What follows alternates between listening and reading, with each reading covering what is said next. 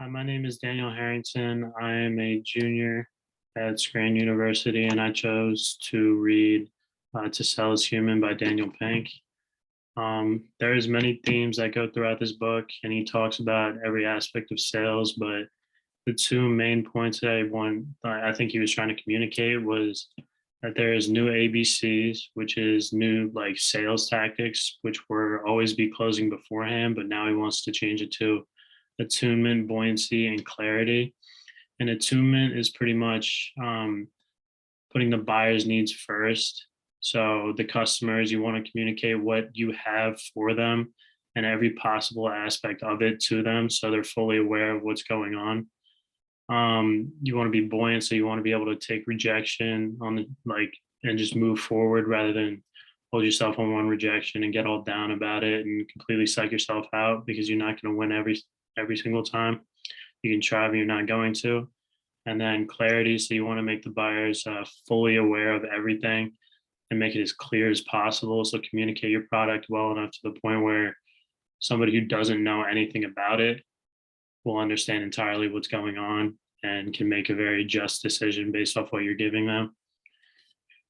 So pretty much those three, he wanted to change it from always be closing to that because always be closing pretty much made it the objective only to get a sale. So people would lie about information and everything like that. But now buyers are more aware because of the internet and they have information more readily available. So it's really hard to trick the modern buyer, which is another thing he really loved to talk about, was that the modern buyer is very well informed and intuitive, and you can't really trick them at all. So you got to be very clear and concise in what you're trying to portray. Um, I chose this book because it had an intriguing title and an intriguing message to portray.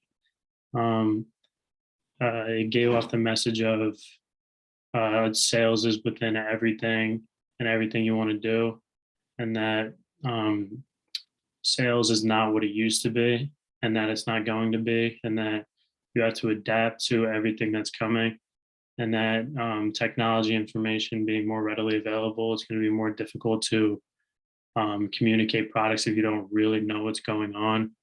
And you have to put the buyer's needs first more than anything, which I thought was very interesting. And I never really thought about it that way. I always thought every salesman was really in it to just make a profit, which I mean, obviously that's part of it and it's always going to be, but it's more based off giving information and helping out rather than just making money now. I thought the book was very well written and informative. It gave me a different perspective on how sales works, taught me to be more helpful rather than just getting something done. So ever since technology has gotten more readily available, it's very difficult to communicate false information, which is what used to happen. And people would like say false things, so you could make up like, "Oh, this cream will give you more hair," even though it doesn't. And people would buy it because they have no information available to tell them it doesn't.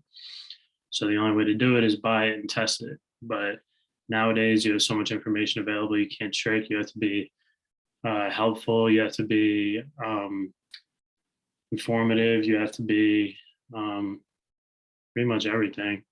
You have to give every aspect of helpfulness you can rather than just making a sale. You can't just be purely objective anymore. Um, this author and topic has not really been in my presence for the most part. I've never really heard of the author besides this, but he taught that sales is all throughout the topics we have learned, and because it involves communication, ethics, and many other topics, it is involved in every aspect of the class and the book.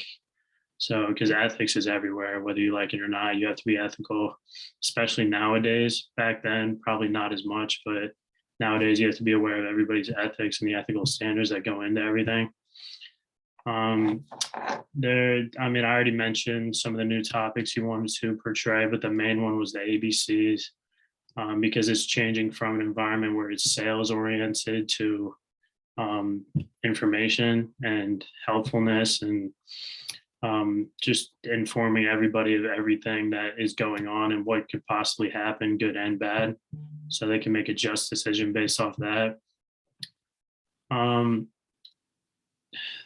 This book can be related to class in many ways.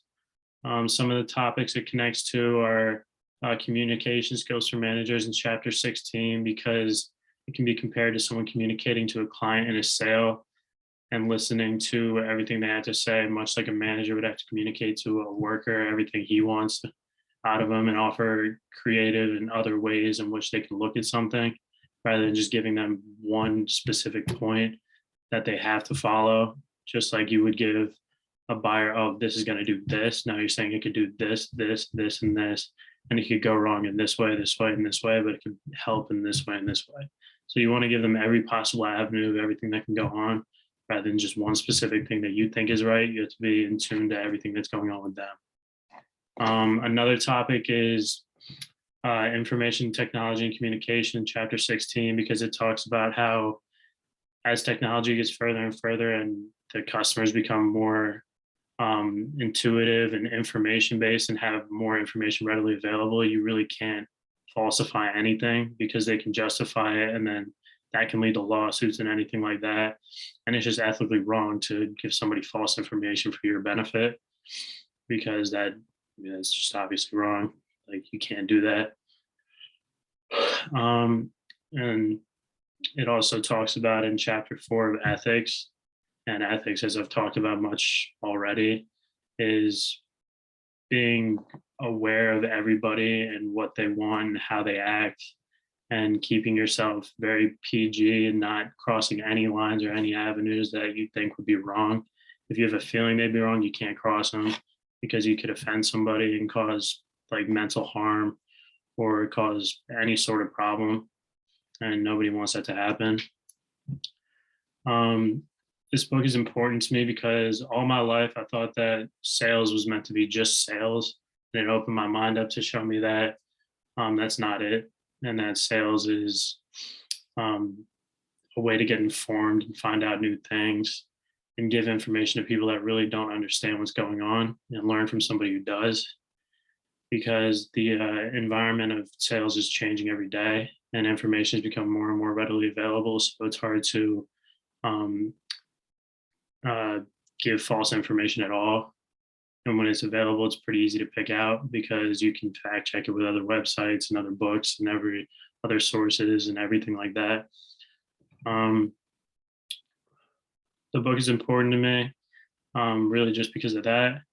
And showing me how, if I wanted to be a salesman, if you put yourself in the customer's shoes, it would show what you really wanted from a salesman and all the information you would really want to be given, so you really know what's going on before you make a decision on anything. It impacted how I'll operate in the future, whether it be from a management or employee standpoint, because it taught me to be ethically inclined and have standards and correct ways to network and sell a product. I need to learn to adapt to the changing environments that are happening all around me and at all times. And it'll probably be, by the time I'm out of college, even more change. So I got to be on top of things and ready for what's to come. And then my main experience that I realized what I missed out on and what I could have learned a lot from was when I could have had lunch with my dad and the creator of Candy Crush, and figure out how he marketed that and sold it to other companies to be put on like games and everything like that. Because of how big it is now, it would have been great to get information, but instead I decided to stay home because I thought, oh, I'm not going to need to learn this right now, I'll learn it in the future. But it's a very big opportunity I missed out on, and I regret that. And yeah, that is my end of my presentation. Thank you.